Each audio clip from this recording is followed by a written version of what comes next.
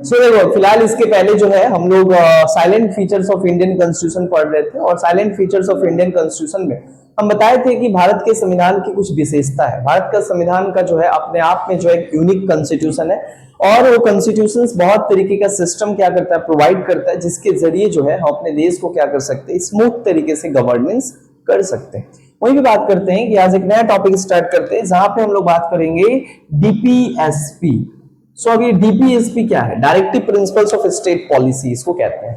अभी डीपीएसपी क्या है? देखो, डीपीएसपी के बारे में जब हम लोग बात करते हैं तो इसका फुल फॉर्म होता है डीपीएसपी। डी का मतलब होता है डायरेक्टिव्स, पी का मतलब होता है प्रिंसिपल, एस का मतलब होता है स्टेट, पी का मतलब होता है पॉलिसी। तो इसका फुल फॉर्म हुआ directive principles of state policy. और देखो, डीपीएसपी का सबसे खास बात क्या है कि जो डीपीएसपी है ये हमारे भारत के संविधान का पार्ट, अगर पार्ट देखा जाए, हमारे संविधान में तो पार्ट है ना, पार्ट कितना पार्ट में रखा गया? पार्ट 4 में रखा गया है। अंडर आर्टिकल, कौन सा आर्टिकल में रखा गया है? अंडर आर्टिकल 36 to 51, 36 से लेके 51 तक, आर्टिकल 36 टू आर्टिकल 51 के बीच में जो है डीपीएसपी के बारे में बताया गया। Part 4 under article 36 to 51 deals about the DPSP in Indian constitutions. अब बात आता है कि ये क्या है। डीपीएसपी को हिंदी में कहा जाता है राज्य के नीति निर्देशक सिद्धांत। डीपीएसपी को थोड़ा हम डिफाइन करें तो डीपीएसपी को कहा जाता है, DPSP is basically the instruction given by the constitutional makers to the state, यानी स्टेट, सेंट्रल गवर्नमेंट और स्टेट गवर्नमेंट, दोनों गवर्नमेंट को क्या किया गया है, कुछ एडवाइस दिया गया, कुछ इंस्ट्रक्शन दिया गया है जो करने को कहा गया है। मतलब सेंट्रल गवर्नमेंट और स्टेट गवर्नमेंट को जो है, जो संविधान निर्माता थे, उन्होंने जो है पहले से प्री प्लानिंग और पहले से जो है इंस्ट्रक्शन बना के दिए हैं जो स्टेट को फॉलो करना चाहिए। अगर आप चाहते हो देश को विकास करना चाहते हो, डेवलपमेंट करना चाहते हो, हमारे देश में से सोशल इकोनॉमिक इनइक्वालिटी खत्म करना चाहते हो, वेलफेयर डेवलपमेंट करना चाहते हो, सभी का कल्याण करना चाहते हो, है ना। ये सभी के लिए जो है जरूरी है कि ये जो इंस्ट्रक्शन जो बनाया गया है, इस इंस्ट्रक्शन पे स्टेट को खड़े उतरना चाहिए। मतलब इस तरीके से कह सकते हो कि डीपीएसपी जो है is basically the road map to make India socially and economically developed. Bharat को जो है सामाजिक रूप से और आर्थिक रूप से ताकतवर बनाने के लिए, डेवलप्ड बनाने का एक रोड मैप दिया गया है संविधान में, जिसको स्टेट गवर्नमेंट और सेंट्रल गवर्नमेंट को फॉलो करना पड़ेगा। अगर आप देश को सामाजिक रूप से और आर्थिक रूप से ताकतवर और सामाजिक रूप से और आर्थिक रूप से डेवलप देखना चाहते हो तो आपको ये रोड मैप फॉलो करना चाहिए।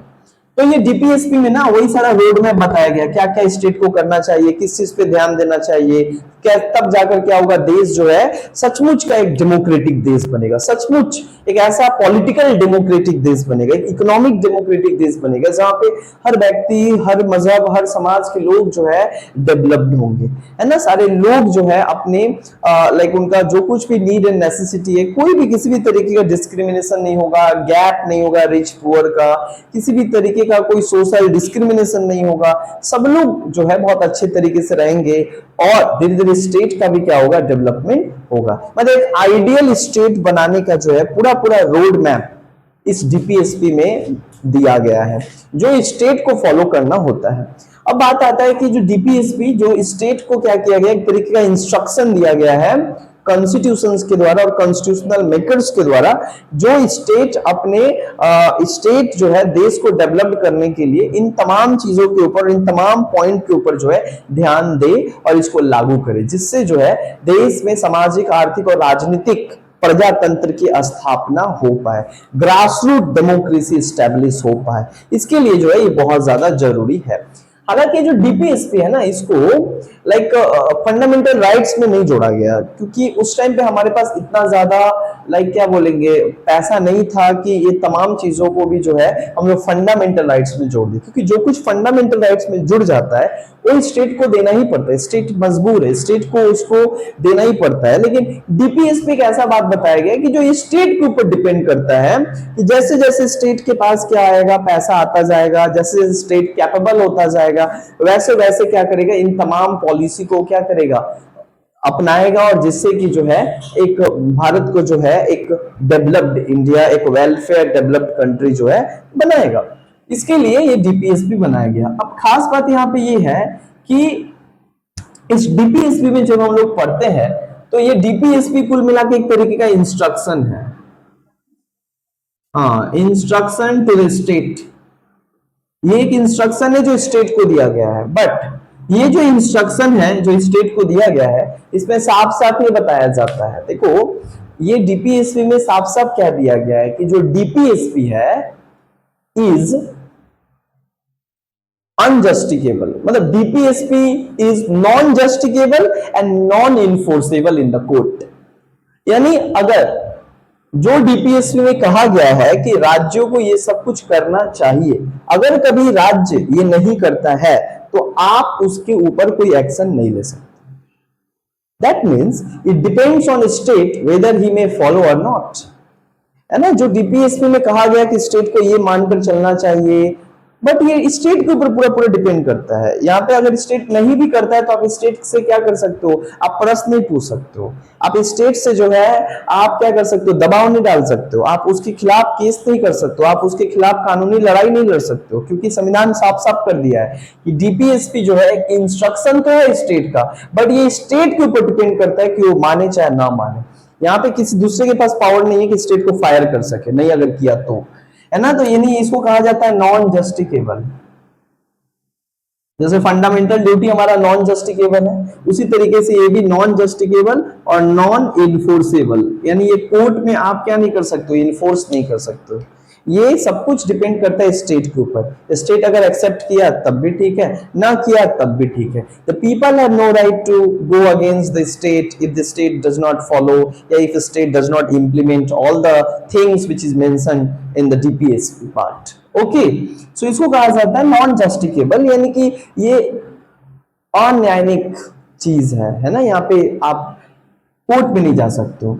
इसके अलावा देखा जाए तो डीपीएसपी में ये भी बात बताया गया है कि डीपीएसपी बहुत जरूरी है सोशल जस्टिस के लिए। डीपीएसपी बहुत जरूरी है समाज को सही तरीके से चलाने के लिए। डीपीएसपी में जो कुछ भी कहा गया है बहुत इंपॉर्टेंट होता है, इसको हर एक सरकार और हर एक स्टेट को क्या करना पड़ता है, फॉलो करना पड़ता है। वहीं पे देखा जाए तो डीपीएसपी में जो है ना, तीन तरीके का जो है आइडियोलॉजी के आधार पे जो है डीपीएसपी को बनाया गया है। तीन तरीके का आइडियोलॉजी के आधार पे जो है इस डीपीएसपी को फॉर्म किया गया है। पहला आइडियोलॉजी होता है जिसको हम लोग कहते हैं क्या, जिसको हम लोग कहते हैं सोशलिज्म। क्या कहते हैं, सोशलिस्ट, डायरेक्ट बोलते हैं सोशलिस्ट। एक और आइडियोलॉजी, जिस आइडियोलॉजी को कहा जाता है हम लोग गांधीइज्म, गांधीयन, गांधीइज्म मतलब गांधीयन, गांधीयन गांधी का फिलॉसफी। और एक तीसरा आता है जिसको हम लोग कहते हैं liberal intellectual philosophy, liberal intellectual philosophy, liberal modern philosophy. तो ये तीन तरीके का क्या है यहाँ पे आइडियोलॉजी है, और ये तीनों तरीके के आइडियोलॉजी से मिलकर ये पूरा डीपीएसपी का निर्माण हुआ है।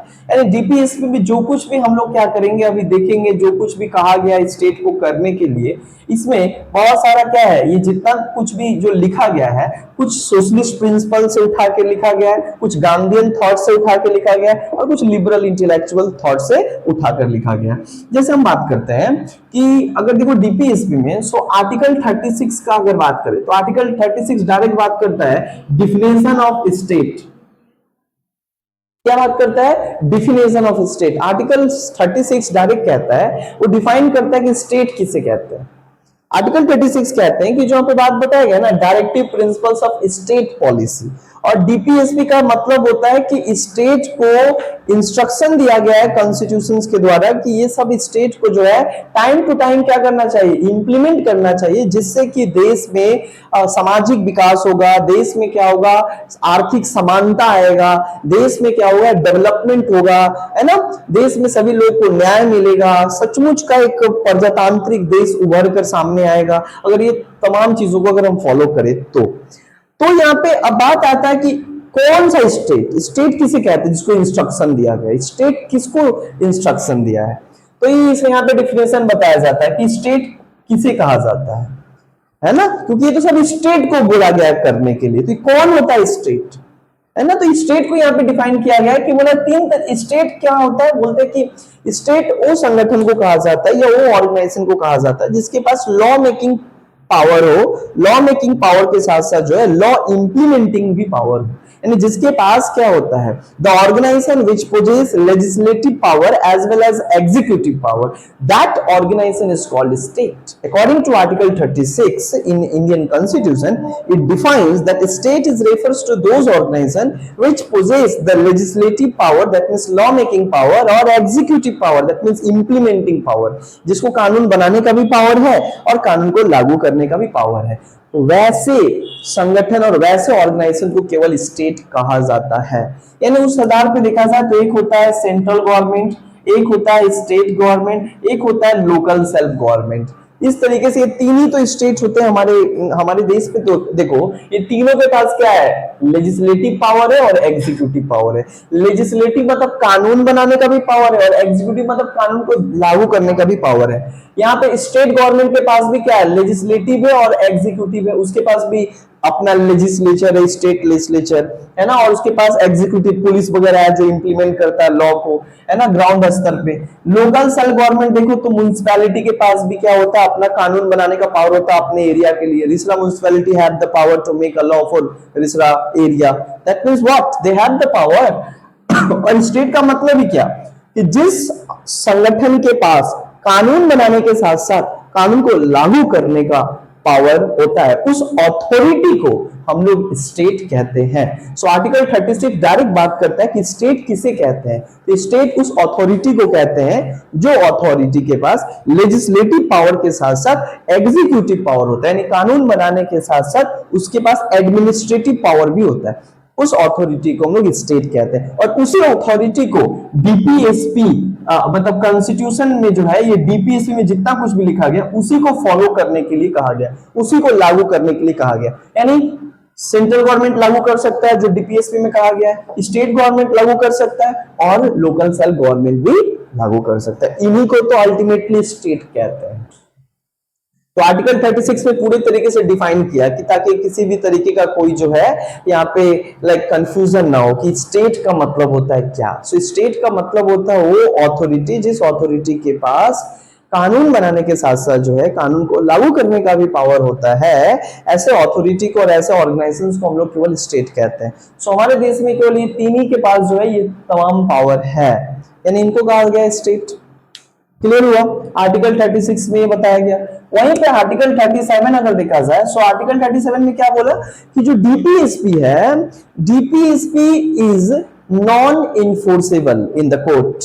यानी DPSP, the nature of DPSP is non justiciable and non enforceable, है ना। यानी कि कुल मिलाकर देखा जाए तो ये डीपीएसपी को जो है आप क्या कर सकते हो, कोर्ट में नहीं ला सकते हो। यानी अगर स्टेट क्या करता है, डीपीएसपी में जो कुछ भी कहा गया है करने को अगर स्टेट नहीं भी करता है तो आप स्टेट के खिलाफ इस डीपीएसपी के मामला को लेकर कोर्ट नहीं जा सकते हो। दैट मींस कोर्ट यहाँ पे बंद कर दिया गया है कि इस मामला के लिए कोर्ट का पास पावर ही नहीं है, क्योंकि संविधान डायरेक्ट ही कर देता है आर्टिकल 37 में कि डीपीएसपी जो है वो बेसिकली क्या है, एक नॉन जस्टिफिकेबल है, नॉन जस्टिफिकेबल है। You can not go to the court against the state if state deny to follow या if state deny to implement the policies which mentioned in DPSP. यानी DPSP में लिखा गया जो कुछ भी प्रावधान है अगर कभी स्टेट क्या करता है उसको नहीं भी करता है ना, तो आप उसके खिलाफ कोर्ट में जाने का आपके पास कोई भी राइट, कोई भी पावर, आपके पास लीगल राइट नहीं है, आप जा ही नहीं सकते। यानी कि क्या मतलब, स्टेट का दादागिरी है, स्टेट का मन करेगा तो करेगा, स्टेट का मन नहीं करेगा तो ना करेगा। जैसे डीपीएस में एक पार्ट है जिसमें गांधीयन फिलॉसफी, गांधी ये कहते थे और उसी को डीपीएसपी में लिखा गया, जिसमें वो कहते थे कि वाइन और स्मोकिंग को जो है बंद कर देना चाहिए, smoking and wine should be band in India, है ना। अब बात ये है कि स्टेट गवर्नमेंट के ऊपर डिपेंड करता है कि वो बंद करेगा कि ना बंद करेगा। हमरा तुम्हारा बोलने से और लिख देने से थोड़े हुआ, तो स्टेट को दिया है पावर, इंस्ट्रक्शन दिया है, बट माने ना माने ये स्टेट के ऊपर डिपेंड करता है, स्टेट का यहाँ पे पूरा पूरा पावर है।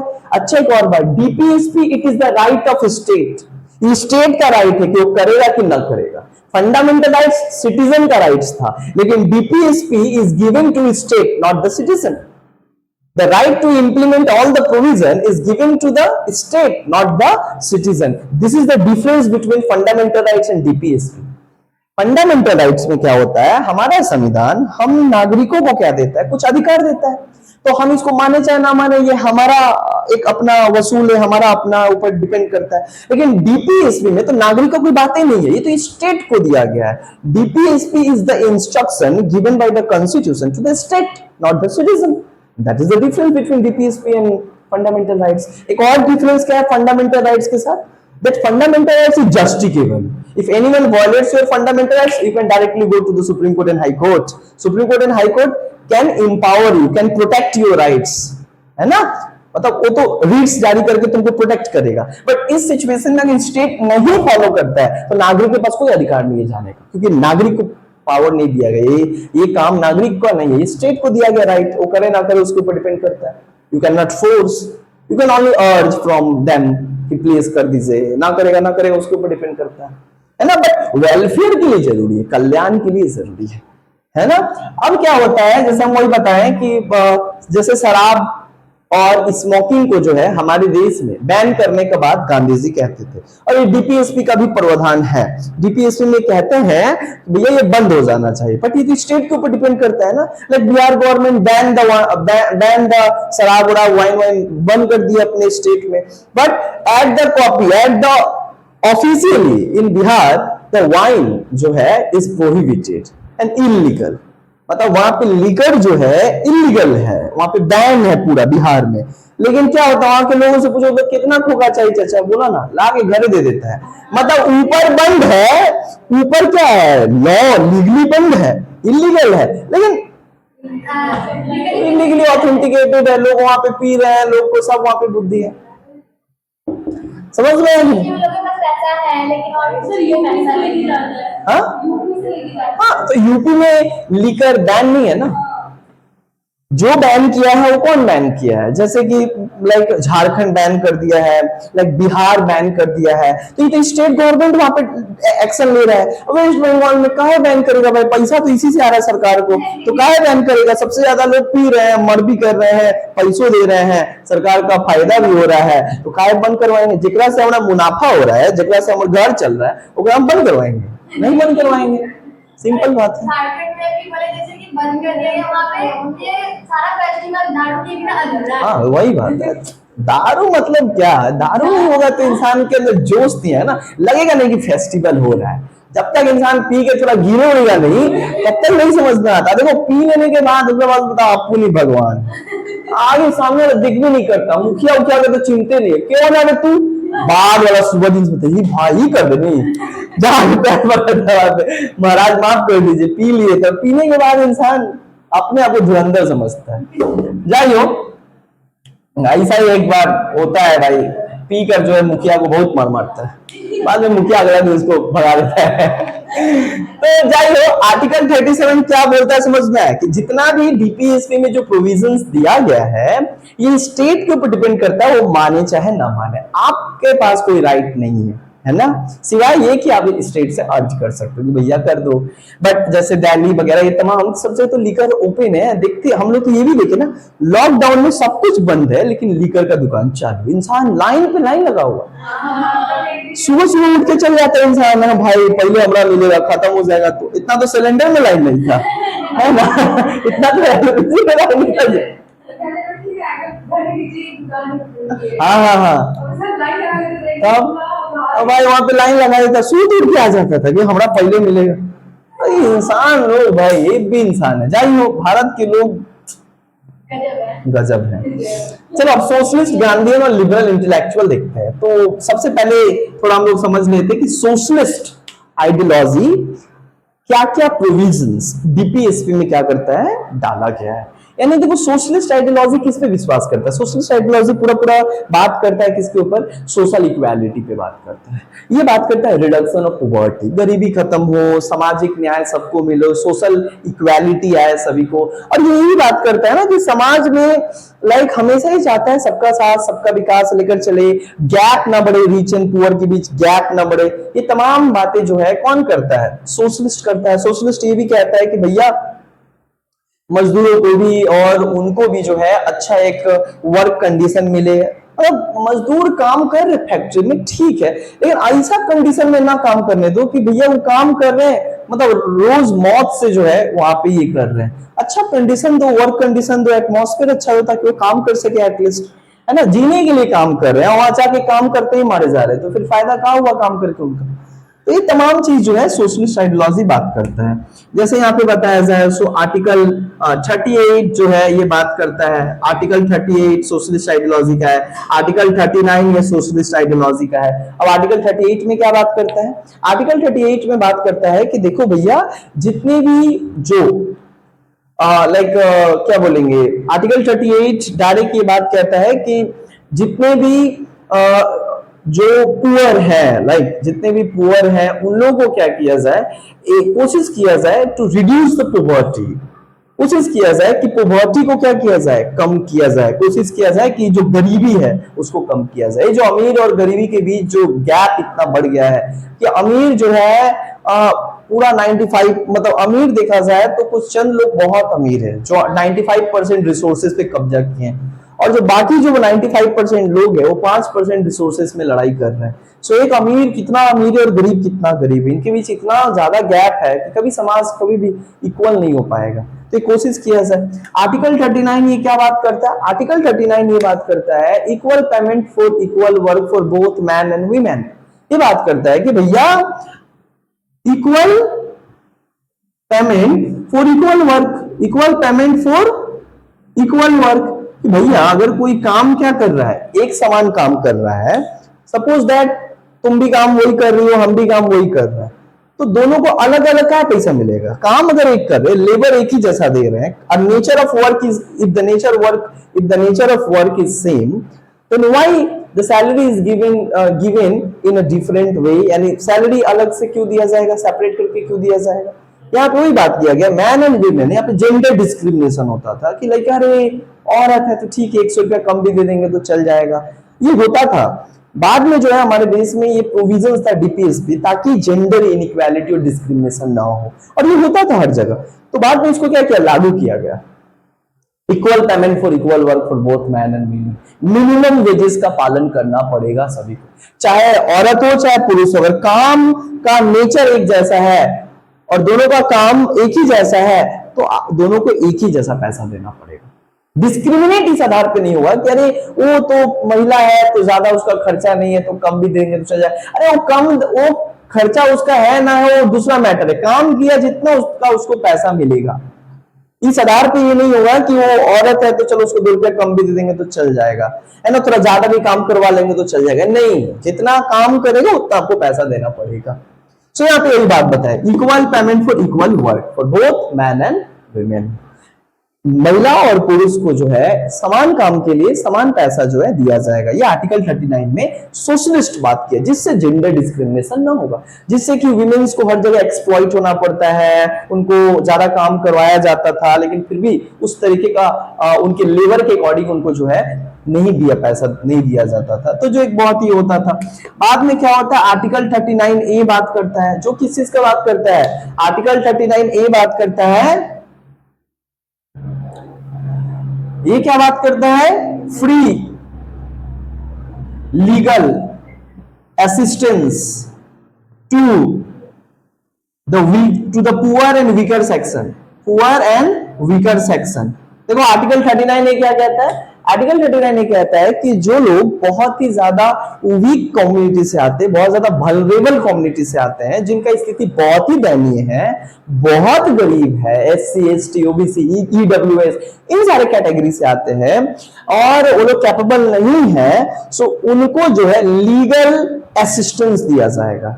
यानी जब उनके ऊपर किसी भी तरीके का अपराध, मतलब उनके साथ किसी भी तरीके का कुछ भी मतलब हादसा हुआ, कुछ भी उनके साथ अगर क्या होता है तो कई कंडीशन में देखा जाता है कि वो गरीब होने के कारण और पैसा नहीं होने के कारण उनको न्याय नहीं मिल पाता है, क्योंकि कोर्ट जाना, कोर्ट में लॉयर रखना, उसका पैसा खर्चा है, हर हियरिंग पे पैसा खर्चा है, तो इतना वो लोग एफर्ट नहीं कर सकता है, खाने का ठीक है नहीं है, कहां से कोर्ट में और एडवोकेट को पैसा देगा।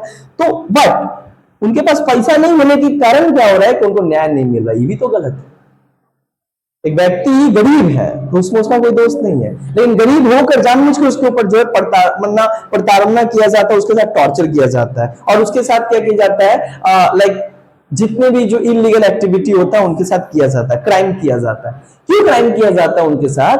क्योंकि जो लोग क्राइम करते हैं उनको पता होता है कि तो वीक कम्युनिटी के मेरे खिलाफ क्या ही कर सकते हैं, और मेरे खिलाफ कहीं पे जाएंगे तो सिंपल बात है उनको पैसा लगेगा, और इनके पास तो पैसा है नहीं, खाने का ठीक नहीं है, कोर्ट में केस लड़ने का कहां से पैसा लाएंगे। और यही कारण है कि हमारे देश में आज भी अगर दलित का रेप होता है, दलित वुमेन का अगर रेप होता है, ज्यादातर जो हमारे देश में जो क्राइम होता है वो दलितों के साथ होता है। उसका एक सबसे बड़ा कारण है कि Dalit are belongs to the poor community, है ना, उनका इकोनॉमिक कंडीशन बहुत ज्यादा क्या होता है, बदतर होता है। उनके साथ अगर कुछ हो भी जाए तो क्या करते हैं, नहीं कोर्ट का दरवाजा खटखटा सकते, क्योंकि उनके पास उतना ज्यादा क्षमता नहीं और कैपेबिलिटी नहीं है कि उतना, उनके पास पैसा भी नहीं है कि वो एडवोकेट रख सके। यही कारण है हाथरस कांड और तमाम चीजें जो होते हैं उनके साथ होता है। क्यों होता है? उसका एक कारण है क्योंकि वो इकोनॉमिकली वीक होता है। तो बोला गया भाई हमारा आर्टिकल 14 तो क्या बोलता है, equality before law and equal protection of law.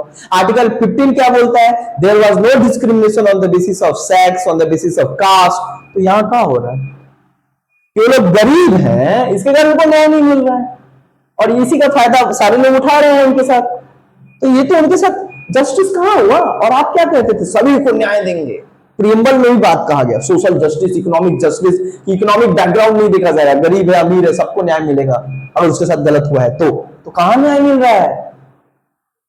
लिखना अलग बात है, मिलना अलग बात है ना, नहीं मिल रहा है। तब जाके आर्टिकल 39A DPSP में जोड़ा गया और बाद में इसको भारत सरकार क्या किया, इंप्लीमेंट भी किया और एक नया नालसा एक्ट बनाया, मतलब legal service authority act, national legal service authority act NALSA आया।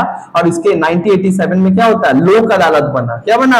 लोक अदालत। जो क्या किया, इन्हीं लोगों के लिए स्पेसिफिकली बनाया गया था, जहां पे फ्री एडवोकेट दिया जाएगा, 1 रुपया नहीं दिया जाएगा, तो हर गरीब को भी अब न्याय मिलेगा। जहां पे सरकार खुद उनको लॉयर प्रोवाइड करेगा, सरकार उनको खुद हेल्प करेगा, कानूनी मदद करेगा उनको न्याय पाने के लिए। एक अच्छा काम हुआ।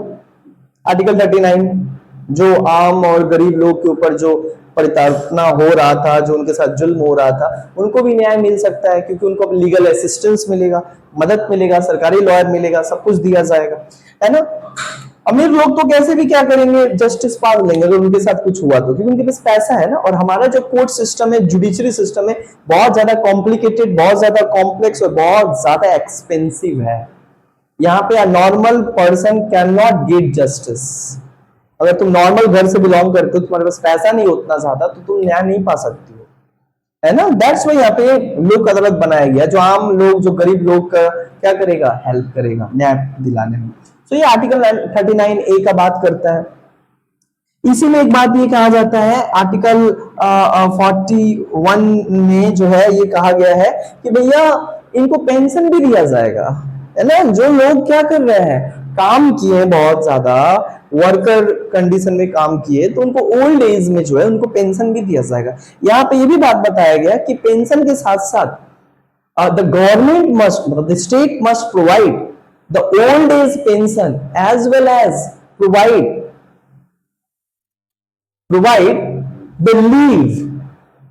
the leave in the context of the pregnancy। अगर क्या होता है, मैटरनिटी लीव जिसको हम लोग कहते हैं, सो बोला गया यहाँ पे कि एक तो ओल्ड पेंशन दिया जाएगा जो लोग काम कर रहे हैं, और साथ ही साथ जो है जब क्या होगा कि जब वो इस कंडीशन में अगर कोई औरत है तो उनको मैटरनिटी लीव भी दिया जाएगा, यानी उनको काम से उस टाइम पे क्या दिया जाएगा, उनको छुट्टी भी दिया जाएगा, ताकि एटलीस्ट जो है वे अपने हेल्थ का ध्यान रख सके।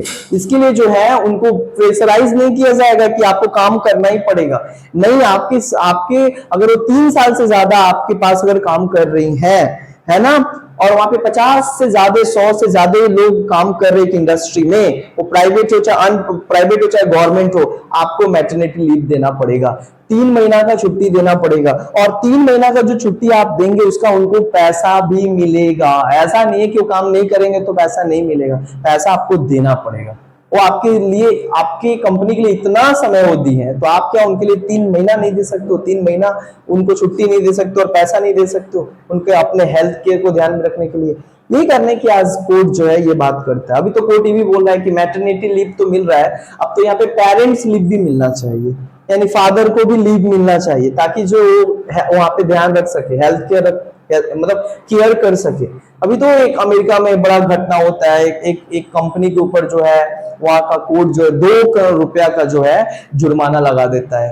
क्यों? क्योंकि वहां की एक जो लेडी है जो जो एक ऑफिस में काम करती है, सो ड्यूरिंग द प्रेगनेंसी वो मांगती रह गई लीव, लेकिन वहां पे दिया नहीं गया, और फोर्सफुली उनसे कहा गया कि आपको ऑफिस आना पड़ेगा, काम करना पड़ेगा। इवन वो ये भी कहे कि ठीक है हम ऑफिस नहीं आ सकते इस सिचुएशन में, बट हम घर से ऑनलाइन हम जो है मतलब क्या वर्क फ्रॉम होम हम कर लेंगे, लेकिन फिर भी वहां पे ये किया गया, जिसके कारण क्या होता है कि उस औरत का साथ साथ उसका जो बेबी था उसका भी डेथ हो जाता है, क्योंकि सही हेल्थ केयर, क्योंकि रोज जाना आना, फिर उसके कारण बहुत सारा ये होने के कारण, हेल्थ इशू होने के कारण वो दोनों का डेथ हो जाता है। बाद में वहां उसके जो हस्बैंड है वो केस करते हैं, एंड देन उस कंपनी के ऊपर 2 करोड़ का जुर्माना लगाया जाता है कि क्यों नहीं दिया गया।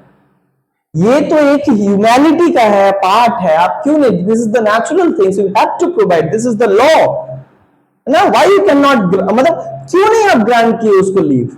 तो हमारे देश में भी वो सेम है जो डीपीएसपी लागू कर दिया सरकार, है ना, मैटरनिटी लीव हमारा है, लाइक अभी तो पेरेंट लीव का बात किया जा रहा है, फादर्स लीव का। तो जैसे जैसे समय बढ़ता जा रहा है, लाइक जैसे जैसे डिमांड आते जा रहा है, जैसे जैसे इक्वालिटी का बात किया जा रहा है, तो अगर इक्वालिटी करना है, जैसे फेमिनिस्ट हर जगह इक्वालिटी का बात करते हैं, इक्वल स्टेटस, इक्वल राइट, तो जब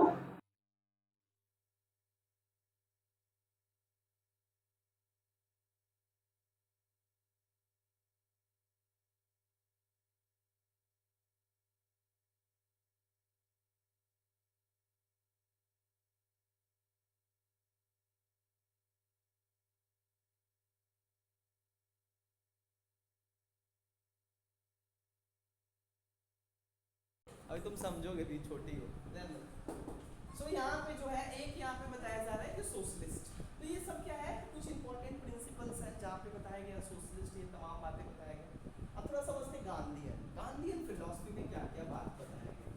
अभी जो गांधीयन फिलॉसफी है उसमें अगर देखा जाए तो गांधी आर्टिकल 40 में बात करते हैं किस चीज का, ग्राम पंचायत, पंचायत सिस्टम का बात करते हैं। Gandhi talks about gram panchayat, and gram panchayat अपने आप में जो है एक क्या करता है, decentralisation of the power at the grass root level. बोला गया देखो भाई, खाली स्टेट गवर्नमेंट और central government is not enough to provide the service, to provide the basic service and to fulfil all the basic needs to the people, and that is why we have to decentralise, we have to divide the power of the central government or the state government at the ground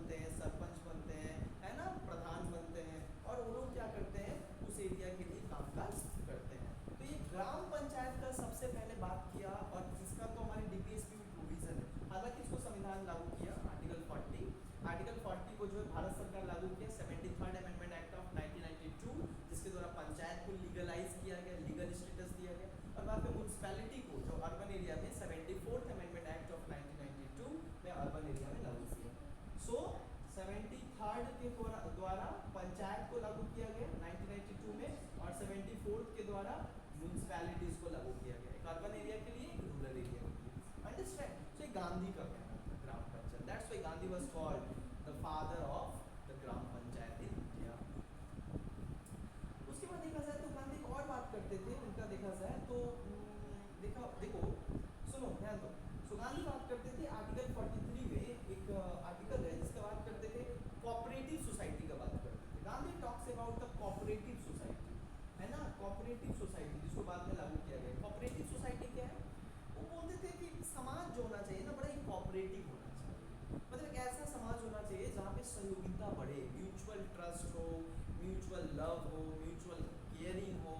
उस आधार पे समाज होना चाहिए कि अगर हमारे समाज में कुछ दिक्कत है तो बगल का समाज जो है उस टाइम पे हमारा हेल्प करे, और जब उसका दिक्कत हो तो हम लोग हेल्प करें, मतलब एक म्यूचुअल शेयर इंटरेस्ट के आधार पे जो है काम काज हो। इसके लिए उन्होंने एक समाज बनाया। गांधी कहते थे एक समाज होना चाहिए, and that is cooperative society, जो समाज में कोऑपरेट करने का काम करेगा, लोगों को कोऑपरेट करेगा, आम लोगों को कोऑपरेट करेगा, सोसाइटी से सोसाइटी कोऑपरेट करेगा।